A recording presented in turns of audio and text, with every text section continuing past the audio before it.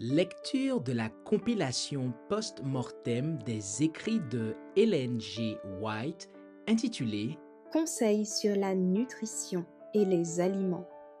Section 24. Boissons. Partie 2. Thé et café. Effets stimulants du thé et du café. Les boissons et régimes stimulants d'aujourd'hui ne contribuent pas à améliorer la santé. Le thé, le café et le tabac sont stimulants et renferment des poisons. Ils sont non seulement inutiles, mais également nocifs. Ils doivent être éliminés si nous voulons croître dans la tempérance.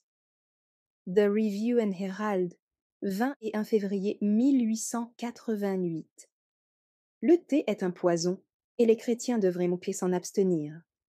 Le café a les mêmes effets, mais à un plus grand degré encore. C'est un excitant, et autant il semble donner de force, autant d'autre part il épuise et produit la prostration. Les buveurs de thé et de café emportent les signes sur leur visage. Leur peau devient blême et semble privée de vie. Ils n'ont pas l'éclat de la santé. Témoignage pour l'Église, volume 1, 221. L'usage du thé, du café et des narcotiques, de l'opium et du tabac est responsable de maladies nombreuses et diverses. Il faut l'abandonner, non seulement pour l'un ou l'autre des éléments mentionnés, mais pour tous, car tous sont nocifs aux facultés physiques, mentales et morales. Les exigences de la santé impliquent sa suppression. Manuscrit 22 1887, page 1. Ne prenez jamais ni thé, ni café, ni bière, ni vin, ni aucun spiritueux. L'eau est le liquide le plus convenable pour purifier les tissus.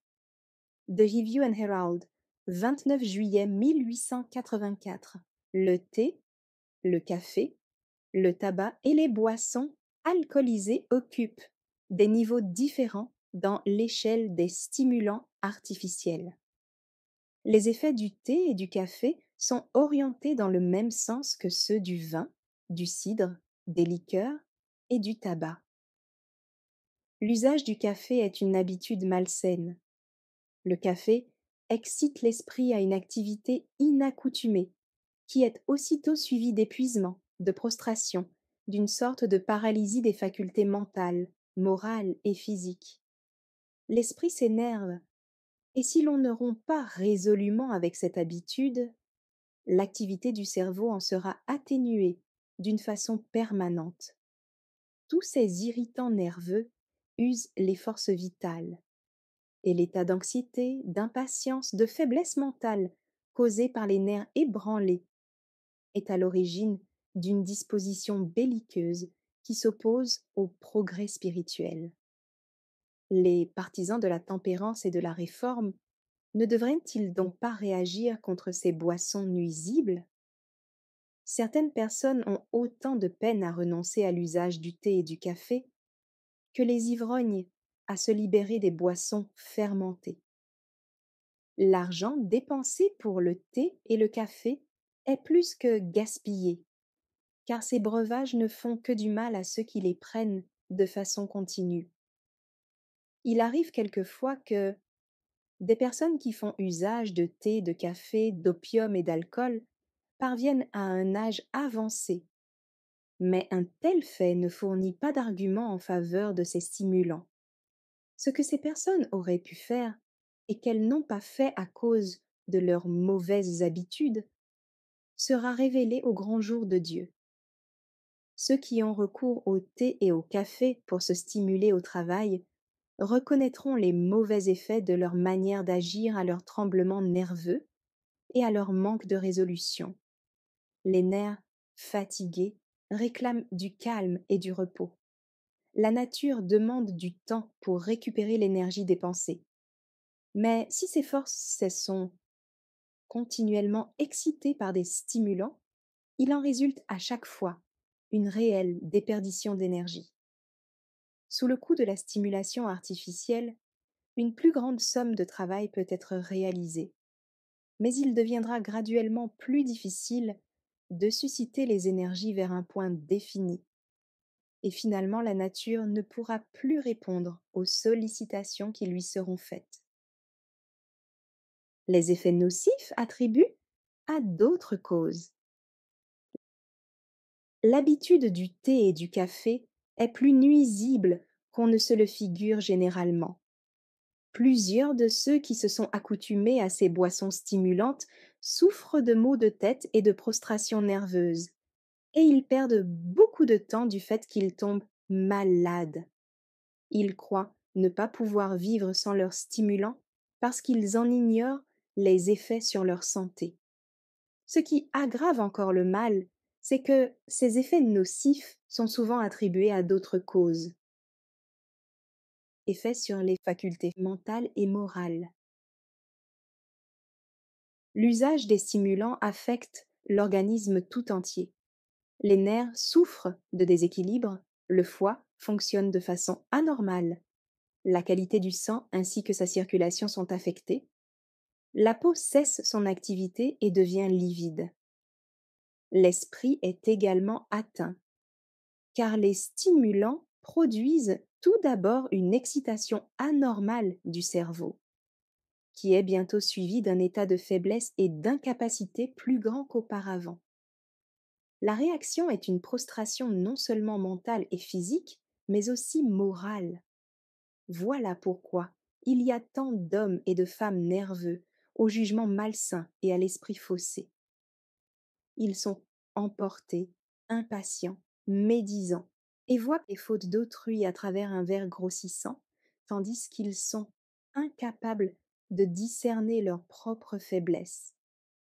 Les effets de ces habitudes pernicieuses se manifestent lorsque les buveurs de thé et de café se réunissent pour se distraire.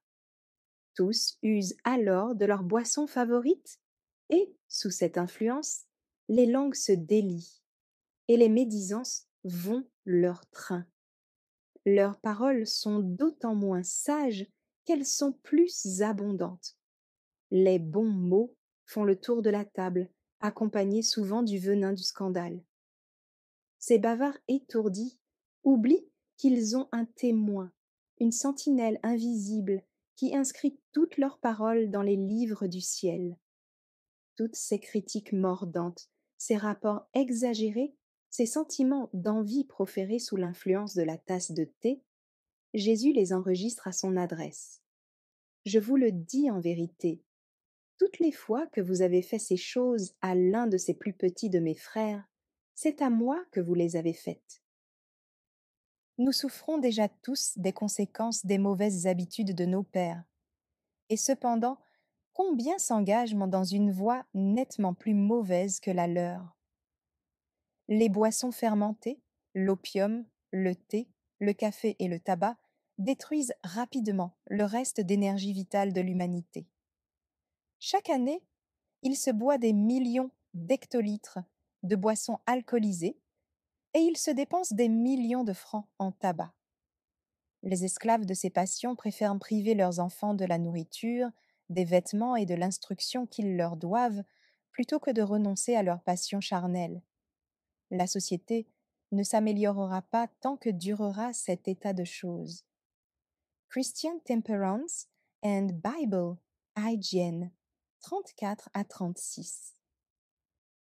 Une excitation nerveuse est créée, mais non des forces. Vous êtes très nerveux et irritable. Le thé a contribué à exciter les nerfs et le café a engourdi le cerveau. Ces deux breuvages sont donc hautement préjudiciables. Vous devez prendre soin de votre régime, user d'une nourriture saine et appétissante et rechercher pour votre esprit une ambiance calme où vous ne risquerez pas de vous exciter et de vous laisser aller à la passion. Testimony for the Church, volume 4, 365, 1879. Le thé est un stimulant et produit même un certain degré d'ivresse. Le café et d'autres breuvages de même nature sont identiques. On éprouve d'abord une certaine euphorie. Les nerfs de l'estomac sont excités et cette excitation se transmet au cerveau qui, à son tour, la communique au cœur. Ce dernier bat plus rapidement, et tout l'organisme en reçoit une impulsion réelle, bien que passagère. On oublie la fatigue, les forces semblent revenir, l'esprit se ranime et l'imagination devient plus vive. Devant de semblables résultats, il en est beaucoup qui croient que le thé ou le café leur fait le plus grand bien. Mais c'est une erreur. Ces boissons ne sont pas nourrissantes, car leur effet se produit avant le temps nécessaire à la digestion et à l'assimilation. Ce qui semble être de la force n'est qu'une excitation nerveuse. Lorsque l'effet du stimulant cesse, cette prétendue force disparaît et l'on ressent de la lassitude et de la langueur. L'usage continuel de ces breuvages épuise les forces vitales et produit de nombreux malaises, maux de tête, insomnie, palpitations, indigestion, tremblements, etc. Les nerfs sanes fatigués ont besoin de repos plutôt que d'excitation et de surmenage. Il faut à la nature un certain temps pour récupérer ses forces épuisées. Aiguillonné par l'usage des excitants, l'organisme accomplit davantage pendant un certain temps. Mais, une fois affaibli, il lui est très difficile d'arriver au résultat désiré. Le besoin de stimulant devient de plus en plus irrésistible et la volonté ne tarde pas à capituler devant la passion. Il faut des doses toujours plus fortes pour produire l'effet voulu, jusqu'au jour où, exténué et incapable d'effort, l'organisme cesse d'agir. Rayon de santé 182, 183. Sans valeur nutritive. La santé n'est en aucun cas renforcée par l'usage de choses qui ont un effet stimulant momentané, mais qui provoquent aussitôt une réaction laissant l'organisme plus faible qu'avant. Le thé et le café fouettent les énergies défaillantes sur le moment, mais dès que leur influence immédiate a disparu, il en résulte une sensation de dépression. Ces breuvages ne renferment aucune substance nutritive. La seule nourriture contenue dans une tasse de thé ou de café est constituée par le lait et le sucre qui s'y trouvent.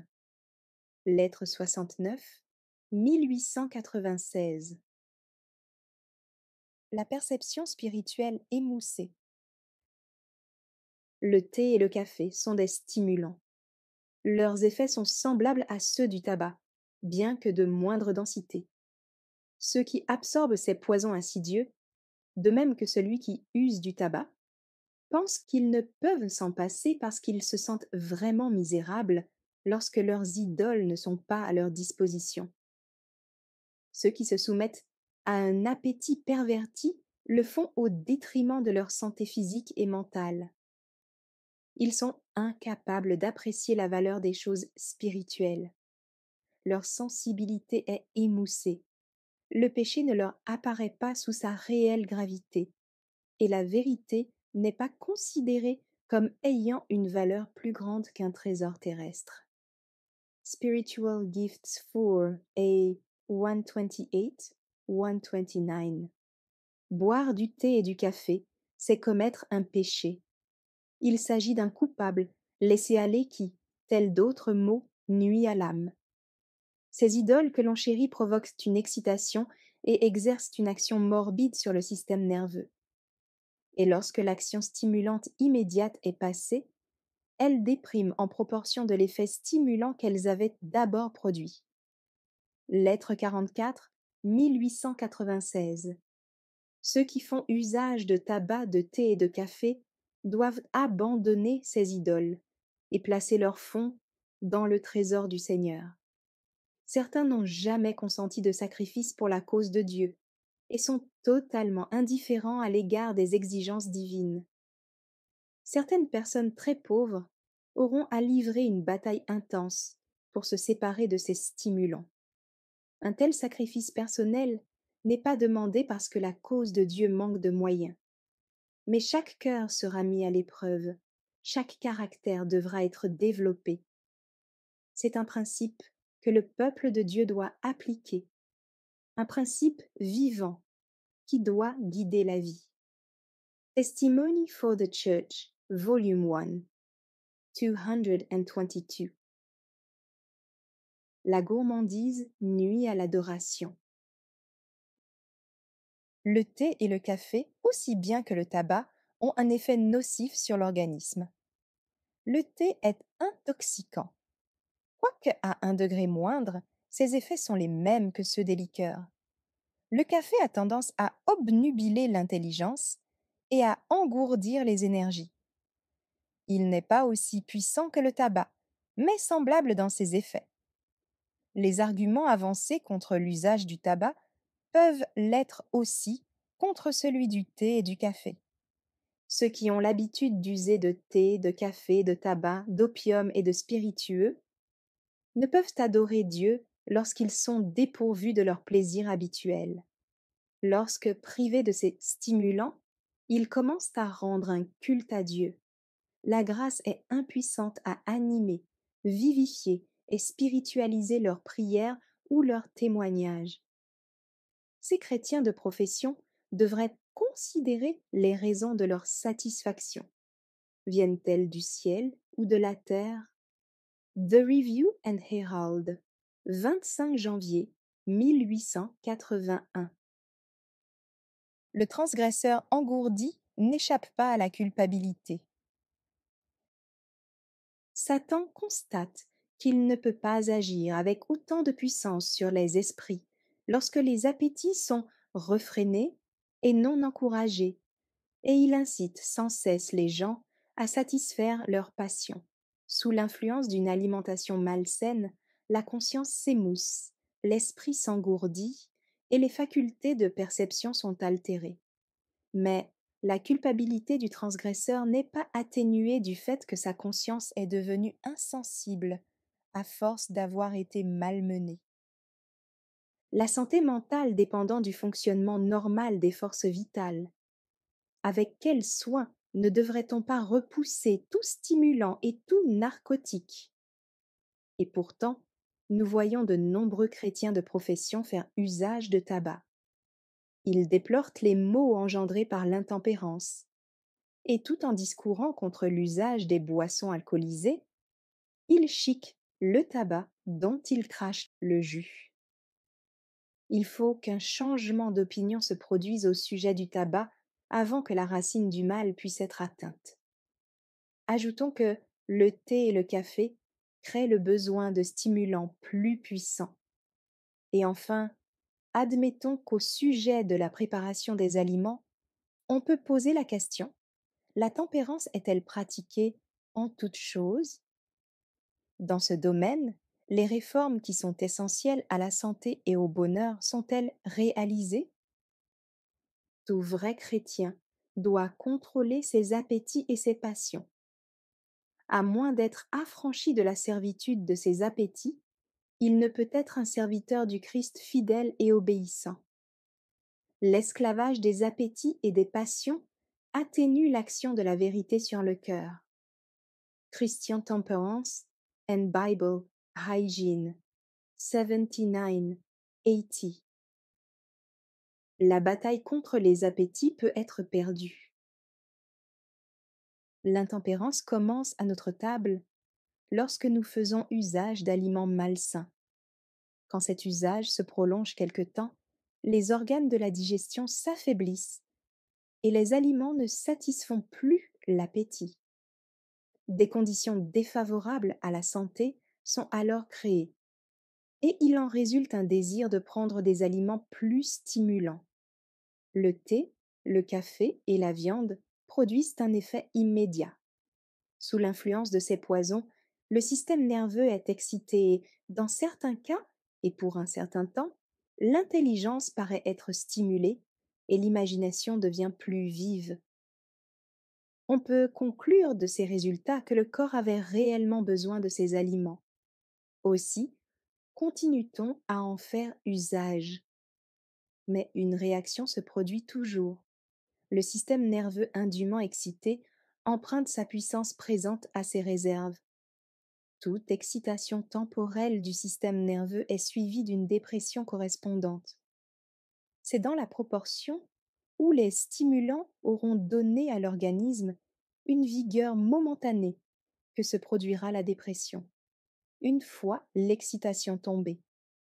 L'appétit devient ainsi de plus en plus exigeant, au point que l'habitude est acquise et provoque un désir continuel de stimulants de plus en plus forts, tels que le tabac, le vin et les liqueurs. Plus on écoute son appétit, plus il devient impérieux et difficile à maîtriser, plus le système nerveux est débilité, moins aussi il tient en échec le goût pour les aliments excitants. La volonté est alors entièrement vaincue, et il ne reste, semble-t-il, aucune force capable de lutter contre ces mauvais désirs.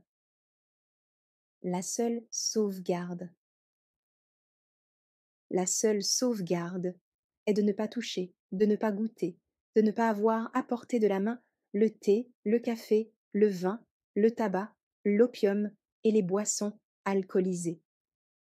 La nécessité pour les hommes de notre génération d'appeler à leur aide la puissance de la volonté soutenue par la grâce de Dieu, afin de résister à la tentation et de ne pas se permettre le plus léger abandon à un appétit perverti, cette nécessité est 2 fois plus grande maintenant qu'il y a quelques générations. Témoignage pour l'Église, volume 1, 478 et 479. Le conflit entre la vérité et la gourmandise. Les faits relatifs à Corée et à ses compagnons qui se rebellèrent contre Moïse et à Aaron et contre Jéhovah sont rapportés pour servir d'avertissement aux enfants de Dieu, spécialement à ceux qui vivront sur la terre à la fin des temps. Satan a conduit des personnes à suivre l'exemple de Corée, d'Athan et Abiram, en provoquant l'insurrection parmi le peuple de Dieu. Les personnes qui se permettent d'entrer en opposition avec le témoignage direct sont déçues et pensent réellement que ceux sur qui Dieu fait reposer la charge de son œuvre sont élevés au-dessus des enfants de Dieu, et que l'on n'a que faire de leurs conseils et de leurs reproches. Elles sont entrées en opposition avec le véritable témoignage que Dieu aurait voulu leur voir porter, en dénonçant les erreurs parmi le peuple de Dieu. Les témoignages portés contre les habitudes coupables telles que thé, café, prise, tabac, ont provoqué l'irritation d'une certaine catégorie de personnes car ils détruisent leurs idoles. Certaines d'entre elles sont partagées entre le désir de faire le sacrifice complet de ces choses nuisibles et celui de rejeter le témoignage porté et de se soumettre aux exigences de l'appétit. Elles occupent une position instable. Il y a conflit entre leurs convictions de la vérité et leurs appétits. Leur état d'indécision les rend faibles et pour beaucoup d'entre elles, c'est l'appétit qui prévaut. Leur sens du sacré a été perverti par l'usage de ces poisons insidieux et à la longue, elles décident, quelles qu'en soient les conséquences, de ne rien se refuser. Cette terrible décision étant prise, un mur de séparation s'élève entre elles et ceux qui ont choisi de se purifier comme Dieu l'a commandé, de toute impureté de la chair et de l'esprit, et qui se sanctifient dans la crainte du Seigneur. Sur leur chemin se dressent ces justes témoignages, qui les mettent mal à l'aise, et elles trouvent un soulagement en les combattant et en s'efforçant de croire et de faire croire aux autres qu'ils sont erronés. Elles disent que les membres sont tous justes, mais que ce sont ces témoignages de réprobation qui jettent le trouble. Et lorsque les rebelles brandissent leurs bannières, tous ces mécontents se rallient à cet étendard. Et tous ceux qui sont faibles spirituellement, les boiteux, les estropiés et les aveugles, unissent leurs efforts pour semer et répandre la discorde. Spiritual Gifts 4 à 36, 37. Les racines de l'intempérance. On fait énormément pour combattre l'intempérance, mais beaucoup de ces efforts portent à faux Les promoteurs de la réforme sanitaire devraient comprendre le mal qui résulte de l'usage des aliments malsains, des épices, du thé et du café. Nous ne pouvons qu'encourager tous les champions de la tempérance, mais nous les supplions d'étudier davantage les causes du mal qu'ils combattent et de s'assurer qu'ils sont conséquents avec eux-mêmes. Il faut comprendre que l'harmonie des forces mentales et morales dépend en grande partie du bon fonctionnement de l'organisme. Tous les narcotiques et stimulants qui affaiblissent et dégradent notre être tendent à abaisser le niveau de l'intelligence et de la moralité. L'intempérance est à la base même de la dépravation morale du monde. Les promoteurs de la réforme ont une œuvre à accomplir en instruisant les membres dans ces domaines. Enseignez-leur que la santé, le caractère et la vie elle-même sont exposés au danger par l'usage des excitants, lesquels stimulent les énergies fatiguées à une activité spasmodique artificielle. Persévérez, et la nature suivra. La seule attitude qui convienne en ce qui concerne le thé, le café, le tabac et les boissons alcoolisées est celle qui est résumée par ces paroles de l'Écriture. Ne prends pas, ne touche pas, ne goûte pas. Le thé, le café et les breuvages similaires tendent à produire les mêmes résultats que les liqueurs et le tabac. Et dans bien des cas, il est aussi difficile de s'en passer qu'à l'ivrogne, d'abandonner la bouteille. Ceux qui renoncent aux excitants ressentent pendant quelque temps un certain malaise.